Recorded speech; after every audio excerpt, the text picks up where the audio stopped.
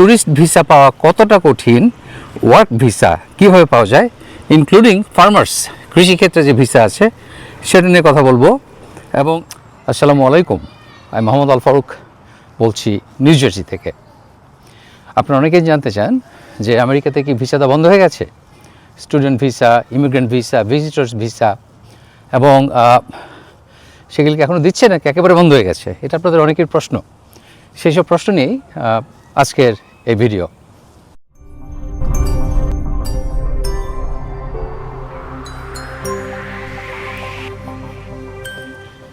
আমার প্রিয় নেইবারহুড, সেখানে ঘুরে বেড়াচ্ছি, হেঁটে বেড়াচ্ছি, আপনাদের সাথে গল্প করছি। ঢাকায় যে বেশ কয়েকবার চেষ্টা করেছিলাম যে ধরনের যদি হাঁটাহাঁটি করে গল্প করে কথা বলা যায়, ব্লগ বানানো যায়, সেটা খুবই সুন্দর হবে, কিন্তু সে সম্ভাবনা ছিল না, সেই পরিবেশ নাই। এত বেশি হইচই, এত বেশি ক্রাউড, সবচেয়ে বড় হলো ক্রাউডের চেয়ে বড় যেটা, সেটা হলো আপনার শব্দ দূষণ এত বেশি যে এইভাবে হেঁটে হেঁটে ব্লগ করা যায় না। তো আজ সুযোগ পেয়েছি, ওয়েদার একটু ভালো, বেশ সুন্দর, এই 60 ডিগ্রি ফারেনহাইট। তো বাংলাদেশের জন্য এটা ঠান্ডা, কিন্তু আমাদের জন্য এটা মানে গরম। আর আজকে যেহেতু কোনো বাতাস নাই, ঝকঝকে সুন্দর নীল আকাশ এবং রোদেলা একদিন, কাজেই খুবই কমফোর্টেবল। এখন দেশি বিদেশি সোশ্যাল মিডিয়াতে বিভিন্ন ধরনের গুজব সারাক্ষণ চলছে, এবং তাদের আসলে প্রধান উদ্দেশ্য খবর অথবা আপনার ইনফরমেশন শেয়ার করা না। তাদের উদ্দেশ্য হলো ভিডিওর ভিউ বাড়ানো, রেভিনিউ বাড়ানো। কাজে সেটা করতে যেয়ে তারা যেটা মানুষ শুনে একটু এক্সাইটেড হয়ে যাবে, অথবা এক্সাইটিং সব কথাবার্তা, সত্য হোক মিথ্যা হোক, সেটা তারা শেয়ার করে। কিন্তু আমি চেষ্টা করব আজকে আপনাদের সাথে আমি যা জানি, আমি যা জেনেছি গত কয়েকদিনের বিশেষ করে রিসার্চ করে, সেগুলো আমি শেয়ার করব। এখন সোশ্যাল মিডিয়ায় যেটা খবরগুলো আছে এখন, সেটা হলো কেউ বলে ভিসা বন্ধ, আবার কেউ বলে আগের মতোই চলছে। আজকের এই ভিডিওতে আমি 2026 সালের একদম সাম্প্রতিক তথ্য অনুযায়ী আমেরিকার সব ধরনের ভিসা সম্পর্কে সহজভাবে আলোচনা করব, যেটা সহজেই সবাই বুঝতে পারবেন।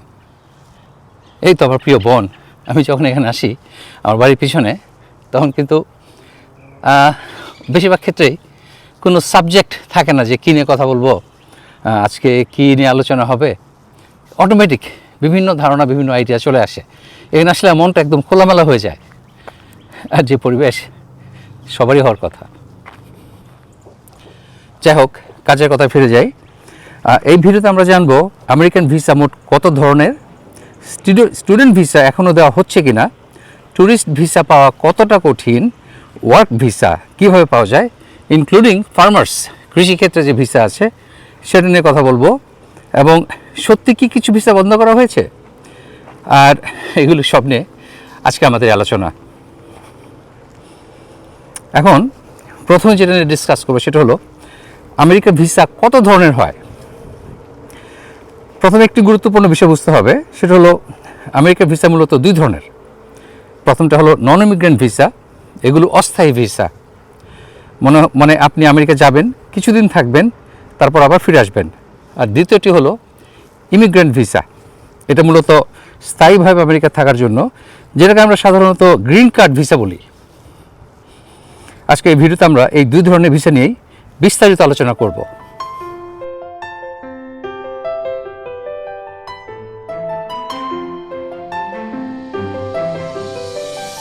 প্রথম ক্যাটাগরি যে ভিসা, সেটা হলো ট্যুরিস্ট ভিসা বা B1 B2 ভিসা, যেটার জন্য বাংলাদেশ থেকে সবচেয়ে বেশি অ্যাপ্লিকেশন করা হয়। এখন এই B1 B2 ভিজিটর ভিসা, এই ভিসা দিয়ে সাধারণত মানুষ যায় ঘুরতে, আত্মীয় স্বজন দেখতে, ব্যবসায়িক মিটিং করতে, অথবা চিকিৎসা নিতে। অনেক সময় মানুষ মনে করেন যদি ব্যাংকে অনেক টাকা থাকে তাহলে ভিসা পাওয়া সহজ, কিন্তু বাস্তবতা একটু ভিন্ন। আমেরিকান ভিসার ক্ষেত্রে সবচেয়ে গুরুত্বপূর্ণ বিষয় হলো আপনি সত্যি কি টেম্পোরারি ভিজিটর, নাকি আপনি বাংলাদেশে ফিরে আসবেন, নাকি আপনারা সেখানে থেকে যাবেন। এখন এটা কনফার্ম করার জন্য তারা যেটা দেখে সেটা হলো আপনার চাকরি আছে কি না, ব্যবসা আছে কি না, পরিবার আছে কি না, বাংলাদেশের সাথে আপনার কোনো স্ট্রং কানেকশন আছে কি না। এই ব্যাপারগুলো দেখে তারা সিদ্ধান্ত নেবে আপনাকে ভিসা দেবে কি না। এবং সবচেয়ে বড় ইস্যু হলো এখানে যে তারা জানতে চায়, মেকশিওর করতে চায় যে আপনি ওখানে থাকতে যাবেন না, আপনি আপনার ভিসার মেয়াদ শেষ হওয়ার আগেই আপনি আবার বাংলাদেশে ফিরে আসবেন। এরপরে আরেকটা জনপ্রিয় ক্যাটাগরি সেটা হলো স্টুডেন্ট ভিসা F1। বাংলাদেশ থেকে অনেক ছাত্রছাত্রী আমেরিকায় পড়তে যেতে চান, এর জন্য সাধারণত লাগে F1 স্টুডেন্ট ভিসা। এই ভিসা পাওয়ার জন্য কয়েকটি গুরুত্বপূর্ণ ধাপ আছে। প্রথম ধাপ হলো কোনো একটি আমেরিকান ইউনিভার্সিটি থেকে অ্যাডমিশন অফার পাওয়া। দ্বিতীয় ধাপ হলো বিশ্ববিদ্যালয় আপনাকে I-20 ডকুমেন্ট দেবে। তৃতীয় ধাপ হলো সার্ভিস ফি পরিশোধ করা। এরপর আপনি US ভিসা ইন্টারভিউর জন্য আবেদন করবেন। স্টুডেন্ট ভিসার ক্ষেত্রে একটি বিষয় খুব গুরুত্বপূর্ণ, আপনাকে প্রমাণ করতে হবে যে আপনি পড়াশোনা শেষে দেশে ফিরে আসবেন। এবং সেটা প্রমাণ আপনি কীভাবে করবেন? আপনার দেখাতে হবে যে আপনার বাবা অথবা মোস্ট লাইকলি বাবা যে আপনাকে স্পন্সর করবে, যে তার বাংলাদেশে ভালো ব্যবসা আছে অথবা ভালো চাকরি করেন, আপনার ফ্যামিলি আছে, আপনার ভাই বোন আছেন, যাদের মায়ায় আপনি আবার বাংলাদেশে ফিরে আসবেন। এটাই দেখতে চাই। যদিও এটা আসলে প্রমাণ করার সত্যিকার সেই সলিডভাবে যে প্রমাণ ডকুমেন্টেশন দিয়ে সেটা করা সম্ভব না। এটা আপনার যে ভিসা অফিসার কাউন্সিলর যে ইন্টারভিউ নেবেন সেটা তার জাজমেন্ট। সে যদি মনে করে যে আপনি ফিরে আসবেন, ভিসা পাবেন না, যদি কোনোভাবে সন্দেহ করে যে আপনি হয়তো ফিরে আসবেন না, তাহলে আপনার ভিসা না দেওয়ার সম্ভাবনাই বেশি। তো কাজেই এটা আপনাদেরকে খেয়াল রাখতে হবে যে প্রশ্নগুলো করবে খুব সাধারণ প্রশ্ন করতে পারে। যেমন আমাকে জিজ্ঞেস করেছিল যে তুমি যে আমেরিকাতে স্টুডেন্ট ভিসা পড়তে যাচ্ছ তোমার বাবার সব টাকা খরচ করে, এখন তোমার তো আরও 3 ভাই আছে, তাদের কি হবে? তাদের খরচ কোত্থেকে আসবে? তখন আমি বলেছিলাম যে দেখো, আমাদের বাংলাদেশ কালচারে নিয়ম হলো যে বাবা বড় ছেলেকে তার সমস্ত টাকা দিয়ে হলেও তাকে সফল হতে সাহায্য করবে, এবং সেই বড় ভাই আবার তার ছোট ছোট ভাইদেরকে টেক কেয়ার করবে। তো এটা শুনে সে ইমপ্রেসড হয়েছিল। তো প্রশ্ন উত্তর এগুলো যে করে, সেই উত্তরের উপরে কিন্তু নির্ভর করে আপনি কত দ্রুত উত্তর দিতে পারেন, কত কনফিডেন্সের সাথে উত্তর দিতে পারেন তার উপরে, এবং কতটুকু যুক্তিসঙ্গত সেটার উপর নির্ভর করে কিন্তু আপনার ভিসাটা। তারপর আছে ওয়ার্ক ভিসা। আমেরিকায় কাজ করার জন্য বিভিন্ন ধরনের ওয়ার্ক ভিসা আছে। সবচেয়ে পরিচিত হলো H-1B ভিসা।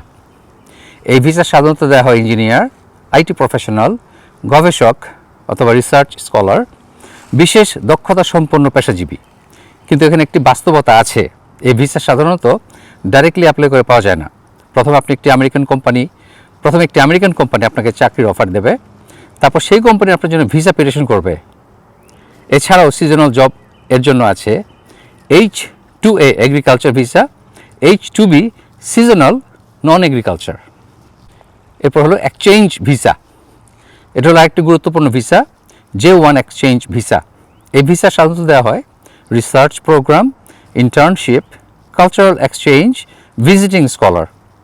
অনেক ডাক্তারও এই মেডিকেল ট্রেনিংয়ের জন্যে J-1 ভিসা ব্যবহার করেন। তারপর হলো ফ্যামিলি ইমিগ্রেশন ভিসা, যেটা হলো পার্মানেন্ট ইমিগ্রেশন বা গ্রিন কার্ড ভিসা। এগুলি সাধারণত ফ্যামিলি স্পন্সরশিপের মাধ্যমে হয়, যেমন স্বামী বা স্ত্রী, মা বাবা, সন্তান।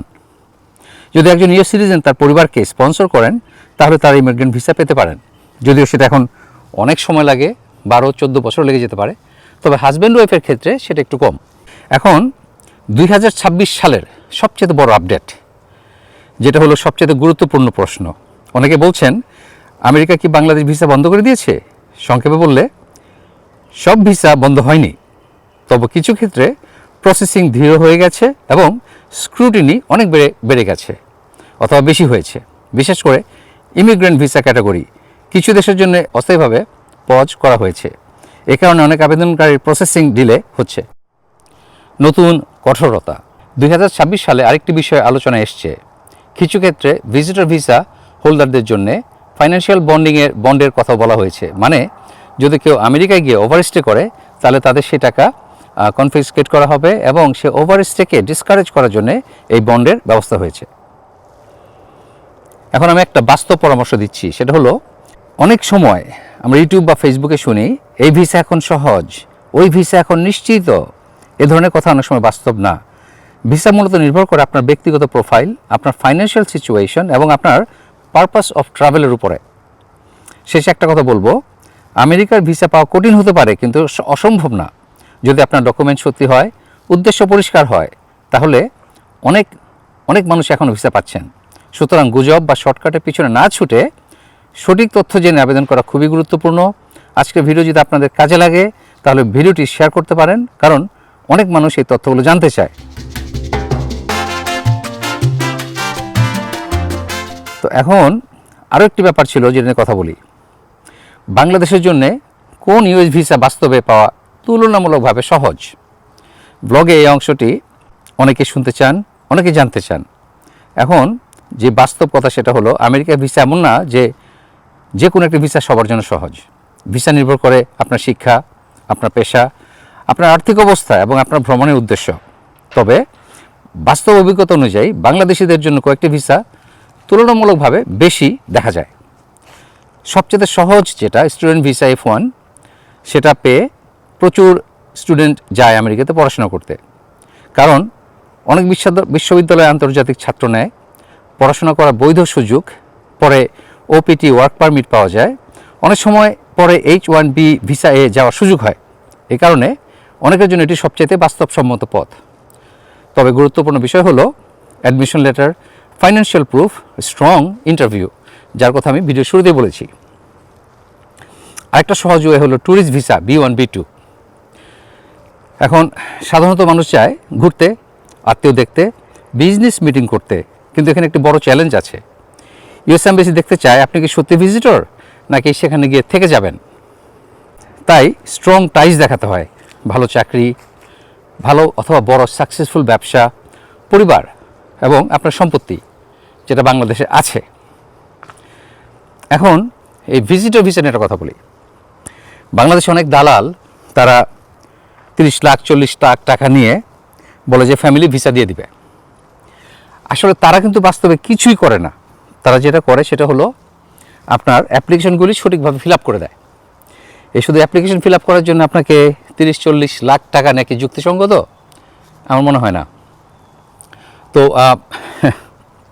এখন ক্যাচটা হলো, যদি আপনি ভিসা পেয়ে যান, তারা ক্রেডিট নেবে যে হ্যাঁ আমি তো ভিসা আপনাকে পাইয়ে দিয়েছি, এবং আপনার নাম বিভিন্ন প্রচারণার কাজে খরচ করা হবে, ব্যবহার করা হবে।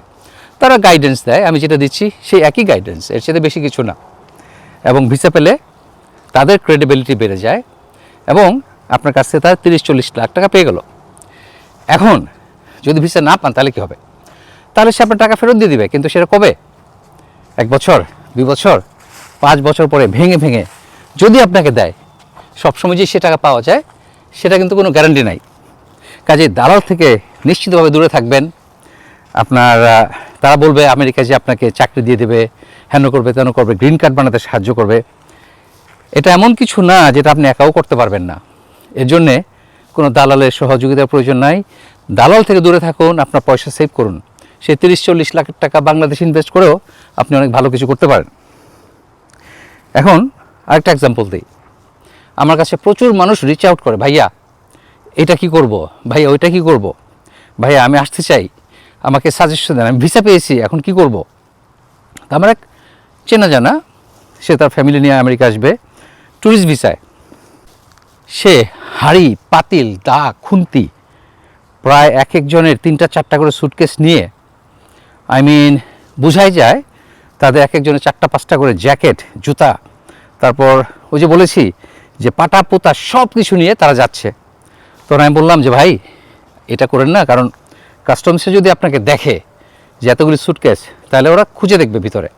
যদি দেখে হাঁড়ি পাতিল, আপনি যাচ্ছেন মাত্র 1 সপ্তাহের জন্য কিংবা 2 সপ্তাহের জন্যে, এবং সেখানে আপনার এত এত জিনিস, তাহলে কিন্তু আপনার জন্য সেটা ভালো হবে না, আপনাকে ফেরত পাঠিয়ে দিতে পারে।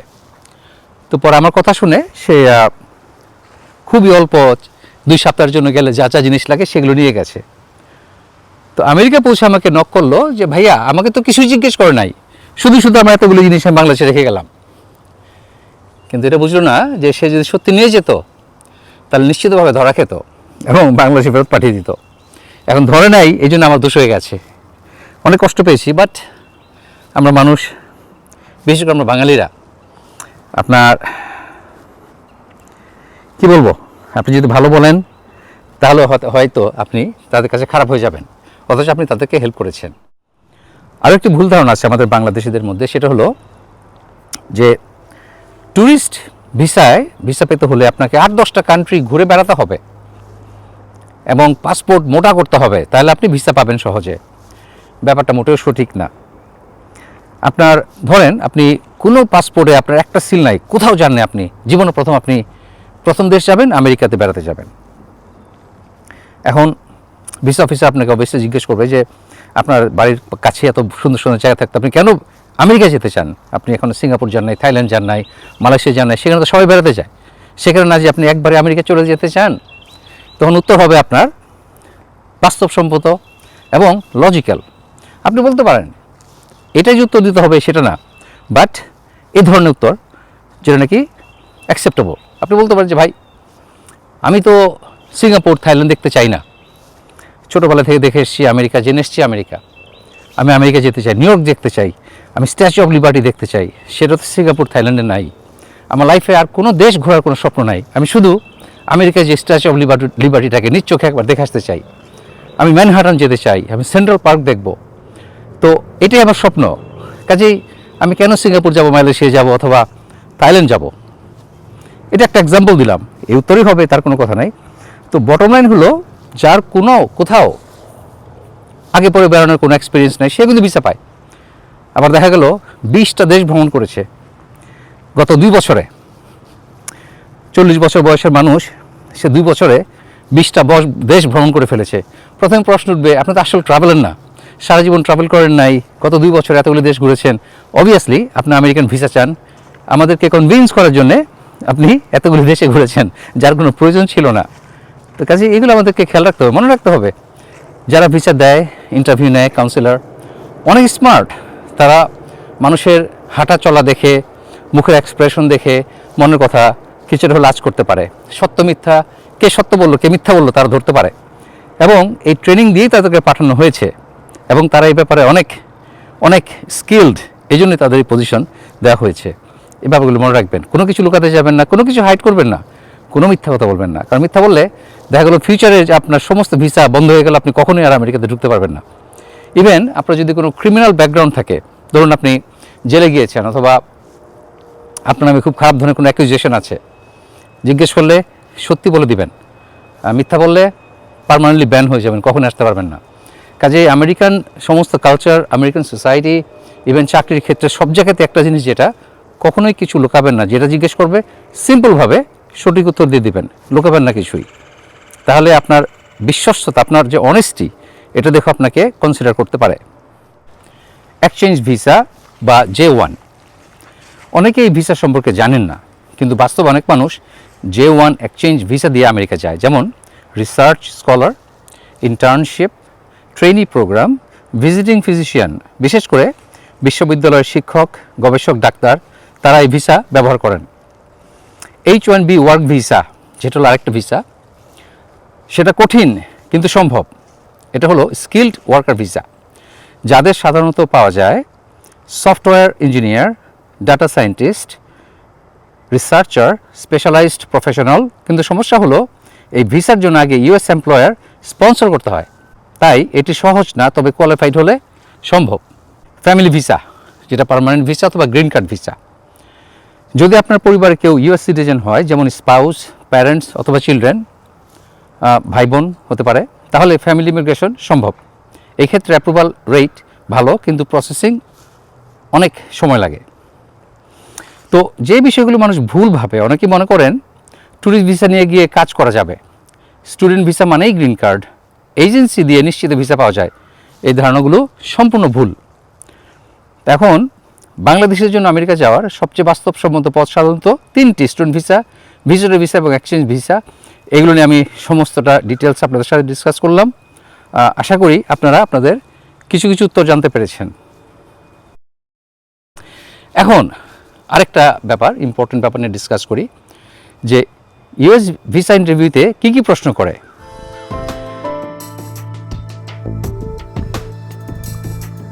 এখন প্রথম যে প্রশ্ন আপনাকে করবে, 10টি প্রশ্নের মধ্যে প্রথম, যে কেন আমেরিকা যেতে চান, এবং এই ইন্টারভিউটা সবসময় করা হয়। তো উদাহরণস্বরূপ আপনি বলতে পারেন ট্যুরিস্ট ভিসা, যেমন আমি আমেরিকায় কয়েকটি শহর দেখতে চাই এবং কিছু আত্মীয় স্বজনের সাথে দেখা করতে চাই। স্টুডেন্ট ভিসা হলে বলবে আমি বিশ্ববিদ্যালয়ে বিশেষ পড়াশোনা করতে যাচ্ছি, আমি অমুক বিশ্ববিদ্যালয়ে এই বিষয়ে পড়াশোনা করতে যাচ্ছি। সবচেয়ে ইম্পর্টেন্ট যেটা মনে রাখতে হবে, কথা যত কম বলা যায় আপনার উত্তর হতে হবে সংক্ষিপ্ত এবং পরিষ্কার। এবং তারা যদি আপনার সাথে বাংলায় কথা বলে, সে আমেরিকান হোক বাঙালি হোক, তার সাথে আপনি বাংলায় কথা বলবেন। যদি ইংরেজিতে সে শুরু করে তাহলে আপনি তার সাথে ইংরেজিতে কথা বলবেন। এটা কিন্তু খুব ইম্পর্টেন্ট একটা ব্যাপার। তারপরে প্রশ্ন থাকে যেটা 2 নম্বরে, কতদিন থাকবেন? ট্যুরিস্ট ভিসা হলে সাধারণ উত্তর আমি প্রায় 2-3 সপ্তাহ থাকবো। আর কারণ অনেক বড় বললে তাহলে সন্দেহ করতে পারে যে আপনার বাংলাদেশে যাবেন এত দিনের জন্য, এত খরচ, এত পয়সা কোথায় পাবেন, এ ধরনের একটা চিন্তা তাদের মাথায় আসতে পারে। 3 নম্বর প্রশ্ন যেটা সবসময় করা হয় যে আপনি আমেরিকায় কোথায় থাকবেন। এখানে আপনাকে বলতে হবে হোটেল অথবা রিলেটিভ হাউস, আত্মীয় স্বজনের বাসা। যেমন আপনি বলতে পারেন আমি নিউ ইয়র্কে একটি হোটেলে থাকবো এবং কয়েকদিন আত্মীয়ের বাসায় থাকবো। 4 নম্বর এবং খুবই গুরুত্বপূর্ণ একটা প্রশ্ন, সেটা হলো কে খরচ দেবে। এর পসিবল উত্তর হতে পারে আমি নিজে, অথবা ফ্যামিলি স্পন্সরশিপ, অথবা স্কলারশিপ। যদি নিজের খরচ বলেন তাহলে ফাইন্যান্সিয়াল প্রুফ থাকতে হবে, এবং নিজের খরচ বললেই ভিসাটা আসলে সহজ হয়। আপনি কারোর উপর ডিপেন্ডেন্ট হয়ে যাচ্ছেন, এটা একটু ইফি। 5 নম্বর প্রশ্ন যেটা থাকে, আমি আমার যে ক্যাটাগরি করেছি 1 থেকে 10, তার মধ্যে 5 নম্বর এসছে আপনি কি করেন। এখানে আপনার চাকরি বা ব্যবসা পরিষ্কার করে বলতে হবে। যেমন আমি ঢাকায় একটা আইটি কোম্পানিতে সফটওয়্যার ইঞ্জিনিয়ার হিসেবে কাজ করি। তারপর 6 নম্বর প্রশ্ন আমার লিস্টে, সেটা হলো আপনার বেতন কত।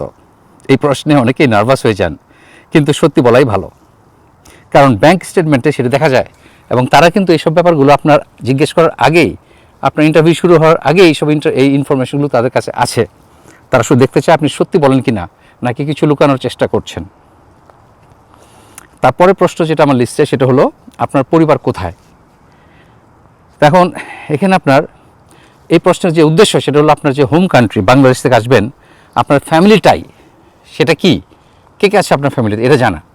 তখন আপনার বলতে হবে যেমন আপনার স্ত্রী, সন্তান, বাবা মা, ভাই বোন। তবে সবচেয়ে বেশি হলো স্ত্রী এবং সন্তান, কারণ এটা মানুষ বুঝে নেয় যে কেউ বউ বাচ্চা ফেলে পার্মানেন্টলি আমেরিকা চলে যাবে না। অনেকে যায়, কিন্তু নর্মালি না। আচ্ছা, এরপরে প্রশ্ন আসবে যে আগে কি বিদেশে গিয়েছেন। যদি গিয়ে থাকেন বলবেন, যদি না গিয়ে থাকেন তাও সমস্যা না, কিন্তু মিথ্যা কখনোই বলা যাবে না। আমি বারবারই কথা বলছি, আমেরিকান এমবেসিতে অথবা আমেরিকান কোনো কোম্পানিতে, কর্পোরেশনে কখনোই কোনো মিথ্যা আশ্রয় নেবেন না। সবসময় সত্যি কথা বলবেন, সেটা আপনার বিরুদ্ধে হলেও আপনি সত্যি বলবেন, মিথ্যা বলবেন না। এখন আরেকটা প্রশ্ন জিজ্ঞেস করে, যদি আপনি অ্যাপ্লাই করেছেন ট্যুরিস্ট ভিসার জন্যে, তারপরে তারা জিজ্ঞেস করবে যে আপনি কি আমেরিকায় কাজ করতে চান। তখন অনেকে হয়তো বলে ফেলে, জি জি সুযোগ পেলে তো করবোই। না ভাই, এ উত্তর দেওয়া যাবে না। আপনি বলতে হবে যে না, আমি শুধু ভ্রমণের জন্য যাচ্ছি। কারণ আসলে তো আপনি ভ্রমণের জন্যই যাচ্ছেন, কাজেই সেটাই বলবেন। কারণ ট্যুরিস্ট ভিসা দিয়ে কাজ করা অবৈধ, আপনাকে অফার করলেও আপনি কাজ করতে পারবেন না। এরপরে 10 নম্বর, যেটা নাকি সবচেয়ে ইম্পর্টেন্ট প্রশ্ন, আপনি কি দেশে ফিরে আসবেন। তখন এটাকে আসলে অনেক সময় ডিরেক্টলি এইভাবে প্রশ্ন করে, অথবা ইনডাইরেক্টলি প্রশ্ন করে। যেমন আপনি যে দেশে আসবেন তার প্রমাণ কি, অথবা আপনি কেন দেশে ফিরে আসবেন আমেরিকায় গেলে। তখন আপনাকে উত্তর দিতে হবে খুবই স্ট্রংভাবে। যেমন আমার চাকরি আছে, ভালো চাকরি, আই এম হ্যাপি, কাজেই আমি ফেরত আসবো। অথবা আপনার ব্যবসা আছে, বলবেন আমি খুবই সাকসেসফুল ব্যবসায়ী। অথবা আপনার ফ্যামিলি আছে, আপনার বউ বাচ্চা আছে, বাবা আছে, আপনার বাংলাদেশে অনেক সম্পত্তি আছে, সেগুলো ফেলে তো আপনি যাবেন না। তো কাজেই আমার এখন আপনাকে 5টা খুব ইম্পর্টেন্ট টিপস দিব, যেটা আপনি ইন্টারভিউর জন্য সব সময় মনে রাখবেন। নাম্বার 1, সবসময় সত্যি বলতে হবে। 2, উত্তর ছোট হতে হবে। 3, কনফিডেন্স, আপনি যদি কিছু না লুকান তাহলে তো আপনার নার্ভাস হওয়ার কোনো কারণ নাই। কনফিডেন্স থাকতে হবে। অতিরিক্ত কথা বলবেন না, কারণ অতিরিক্ত কথা হলো নার্ভাসনেসের একটা বহিঃপ্রকাশ। এবং জাল ডকুমেন্ট ব্যবহার করবেন না, অ্যাবসলুটলি নো। একবার ব্যবহার করলেই ধরা পড়লে, ধরাতে নিশ্চিতভাবে পড়বেন, আপনার পার্মানেন্টলি আমেরিকা যাওয়া বন্ধ হয়ে যাবে, কখনোই যেতে পারবেন না। অনেক মানুষ ভাবে ভিসা পাওয়া মানে শুধু ব্যাংকে টাকা থাকা, কিন্তু বাস্তবে আমেরিকান ভিসা অফিসার সবচেয়ে বেশি দেখেন যেটা, সেটা আপনি কি সত্যি ভ্রমণ করে আবার নিজের দেশে ফিরে আসবেন। এটা হলো তাদের সবচেয়ে বড় কনসিডারিং ফ্যাক্টর, যেটা তারা সিদ্ধান্ত নেয় আপনি ভিসা দিবে কি দিবে না। এখন অনেক বাংলাদেশি রিজেক্টেড হয়, তা আমি এখানে 7টা কারণ দিব, মোস্ট ইম্পর্টেন্ট, যার জন্য মানুষ রিজেক্টেড হয় ভিসায়।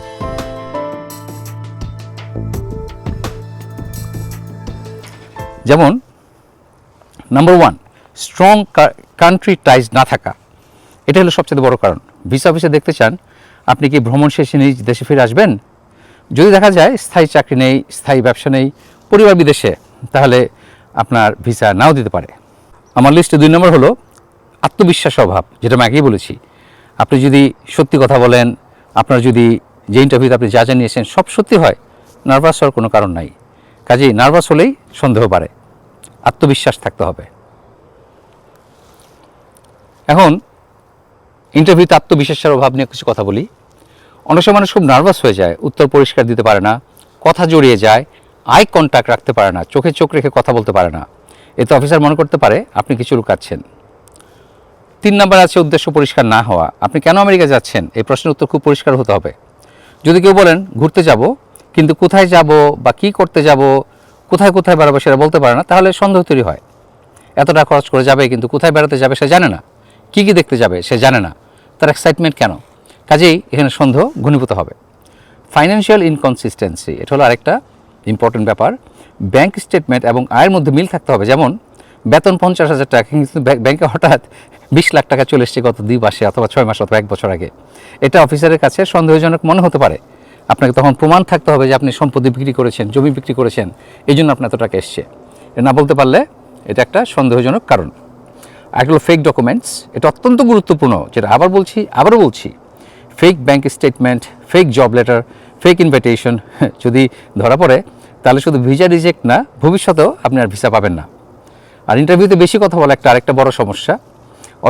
অফিসার ধরেন জিজ্ঞেস করলো কেন আমেরিকা যাচ্ছেন, উত্তর হওয়া উচিত ছোট, কিন্তু কেউ যদি অনেক গল্প শুরু করে তাহলে অফিসার সন্দেহ করতে পারেন। এখন একটা ইস্যু হলো আগের ভিসা হিস্টোরি খারাপ হওয়া।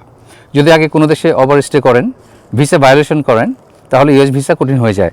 আপনি আমেরিকা যান নাই, কিন্তু অন্য দেশে যে 1 মাসের ভিসায় যে আপনি 40 দিন ছিলেন, 45 দিন ছিলেন, ওভারস্টে করেছেন, তাহলে আপনার জন্য এটা একটা নেগেটিভ জিনিস এবং এটা সমস্যা হতে পারে। তবে যদি আপনার উপযুক্ত কারণ থাকে, যদি বলতে পারেন আপনি কেন ওভারস্টে করেছেন, অসুস্থ হয়ে গিয়েছিলেন, অথবা আপনার টিকিট হারিয়ে গিয়েছিল, আপনার টাকা আনতে হয়েছে বাংলাদেশ থেকে নতুন করে, টিকিট কাটার সমস্যা হচ্ছিল, বিভিন্ন ধরনের ব্যাপার থাকতে পারে। তো এগুলি যদি এক্সপ্লেন করতে পারেন তাহলে আবার এটা কোনো সমস্যা না। তো যাই হোক, আমেরিকান ভিসা পাওয়া শুধু ভাগ্যের বিষয় না। বেশিরভাগ ক্ষেত্রে ভিসা রিজেক্ট হয় কারণ আবেদনকারী নিজের উদ্দেশ্য পরিষ্কারভাবে বোঝাতে পারেন না। তাই সঠিক তথ্য, সৎ ডকুমেন্ট এবং আত্মবিশ্বাসী ইন্টারভিউ, এই 3টাই সবচেয়ে গুরুত্বপূর্ণ। আশা করি আমার এই ব্লগ থেকে আপনারা কিছু ইনফরমেশন পেয়েছেন এবং ইন্সপায়ার্ড হয়েছেন, এবং কিভাবে ভিসা ফেস করতে হবে, কিভাবে ভিসা ইন্টারভিউতে যেতে হবে, এবং কি কি ক্যাটাগরিতে ভিসা পাওয়া যায়, এবং কোন কোন ক্যাটাগরি ভিসা পাওয়া সহজ তুলনামূলকভাবে।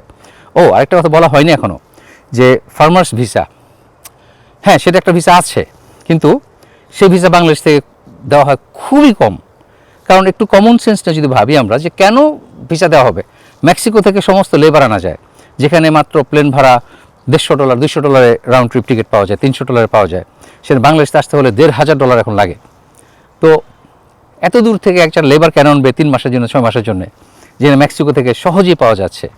কাজেই বাংলাদেশ থেকে এই ফার্মিং লেবার আনা হয় না। কোনো দালাল যদি আপনাকে প্রমিস করে, ভুয়া দালাল, মোট কথা আমি দালাল হেট করি, কোনো এজেন্সির মাধ্যমে যাবেন না। নিজের যদি যোগ্যতা না থাকে তাহলে আমেরিকা আসা আপনার জন্য খুবই কঠিন। টাকা হারাবেন, কিন্তু আলটিমেটলি আপনার আমেরিকা আসা হবে না। বছরের পর বছর আপনি ঘুরবেন, কিন্তু আপনার আমেরিকা আসার স্বপ্ন কখনোই সত্যি হবে না। এর জন্য আপনাকে যোগ্য করে গড়ে তুলতে হবে। আমাকে একজন রিকোয়েস্ট করলো, আঙ্কেল আমাকে একটা আমেরিকা ভিসা জোগাড় করে দেন। তো বললাম, বাবা তুমি ইংলিশ বলো? একটা লাইন ইংলিশ বলতে পারে না। তাই বললাম, তোমাকে প্রথমে তো ইংলিশ শিখতে হবে। তুমি যে দেশে যাবা সে দেশের ভাষা না জানলে তুমি কীভাবে যাবা? তার সেই ব্যাপারে কোনো আগ্রহ নাই। আসল কথা হলো সে চায় তাকে একজন কেউ টিকিট কিনে প্লেনে উঠিয়ে দিবে, সে আমেরিকা এসে যাবে, বিরাট বড়লোক হয়ে গেল, successful. It doesn't work like that. এত সহজ না। যাই হোক, আপনার এখন এগ্রিকালচার ভিসাটা যেটা বললাম ছিল H2A, আর কিন্তু যেটা যেমন ফল তোলা অথবা সবজি চাষ, গরু খামারের কাজ, সাধারণ শ্রমিক, কিন্তু এটা বাংলাদেশের জন্যে তাই না। কারণ যখন কোনো ফার্মার ইউএস ডিপার্টমেন্ট অফ লেবারের কাছে অথবা ইমিগ্রেশনের কাছে অ্যাপ্লাই করবে যে আমার একজন লেবার লাগবে বাংলাদেশ থেকে অথবা 2 জন লেবার লাগবে, তখন তাদের প্রথম প্রশ্ন হবে আমাদের এখানে তো কত আছে, অথবা মেক্সিকোতে ট্রাই করো, কেন বাংলাদেশে আনতে হবে? কাজেই ব্যাপারটা তো সহজ না, খুবই ডিফিকাল্ট। যাই হোক, আমি মানুষকে মিথ্যা আশা দিই না, মিথ্যা ইনফরমেশন দিয়ে ভিউয়ার বাড়ানোর চেষ্টা করি না। যেটা বাস্তব, আমি বাস্তবতা নিয়েই কথা বলি, সেটা তেতো হলেও আমি সেটা আপনাদের সাথে শেয়ার করি। আপনার একটা কথা বলি যাওয়ার আগে, শেষ কথা, সেটা হলো যে রিসেন্টলি আমাকে এক ভাই কল করেছেন, ভাই আমি আমেরিকা আসবো, আটলান্টিক সিটিতে আপনার সাথে আপনাদের ওখানে থাকবো। তো এখন আমরা বাংলাদেশের ওই যে বললাম ইন্টারভিউতে আপনার বেশি কথা বলা যাবে না, যেটা প্রশ্ন সেটাই করবেন, সেটাই উত্তর দিবেন। সে বিভিন্ন পেঁচাচ্ছে, আচ্ছা ভাই এইটা করলে কী হবে, ওইটা করলে কী হবে। আমি তাকে অ্যাডভাইস দিচ্ছি, ভাই আপনি এটা করেন, আপনি প্রথমে ইন্টারনেটে যে যোগাযোগ করেন, দেখেন কোথায় কোথায় বাসা ভাড়া পাওয়া যায়, খোঁজাখুঁজি করেন, অথবা আপনি এখানে এসে আপনি আটলান্টিক সিটিতে এসে দোকানের নাম দিলাম কতগুলি, যে এই দোকানে যান, আপনি বাংলাদেশিদের কাছ থেকে বলেন যে আপনি একটু বাসা ভাড়া চান। কারণ আমি তো অনেক বছর 35-36 বছর ভাড়া বাসা থাকি না, নিজ বাড়িতে থাকি, এবং যারা ভাড়া বাসা থাকে সিঙ্গেল ইয়াং, তাদের সাথে আমার কোনো যোগাযোগও নাই। তাহলে আমি কীভাবে তাদের সাথে যোগাযোগ করব? পরে আমি বুঝে বললাম যে ভাই আপনি এত তেনা পেঁচায়েন না, কোনো লাভ নাই, আমার সময় একটু আমার বাইরে যেতে হবে। তা আপনি যেটা করবেন সেটা হলো যে আপনি যেটা জিজ্ঞেস করেছেন আমি সে উত্তর দিয়েছি। এখন তারপরে যদি এটা হয় সব প্রশ্ন করেন না, আমি এত পেঁচাতে পারবো না। আপনাকে আমি যা জানি সংক্ষেপ উত্তর দিয়েছি। আপনার সময়ের দাম আছে, আমারও সময়ের দাম আছে। তো যাই হোক, অনেকে আসলে এইসব ব্যাপারে আমি কেউ যদি রিকোয়েস্ট করে আমি সাধারণত তাদের সাথে কথাই বলি না, কারণ আলটিমেটলি তারা বিরক্ত হয়, তারা অসন্তুষ্ট হয় যে ফারুক ভাই আমার সাথে এইভাবে কথা বললো। এমন না যে তার সাথে আমার অনেক বছর পরিচয়, অনেক দিনের চেনা জানা, বন্ধুর মতো সময় দিলাম। ভাই এরকম কল প্রতিদিন আসে, আমি কয়জনকে সময় দিব? সম্ভব না। তো আমার নিজস্ব ব্যক্তিগত লাইফে তো আরও অনেক কিছু করতে হয়। সারাদিন তো ভিডিও করি না, ফোনে কথা বলি না। যাই হোক, তো অনেক কিছু শেয়ার করলাম, আশা করি কিছুটা হলেও আপনাদের উপকার হয়েছে। আশা করি ভালো থাকবেন, দোয়া করবেন আমাদের জন্যে, এবং দেখা হবে বাংলাদেশ ইনশাআল্লাহ নেক্সট ভিডিওতে। আল্লাহ হাফেজ।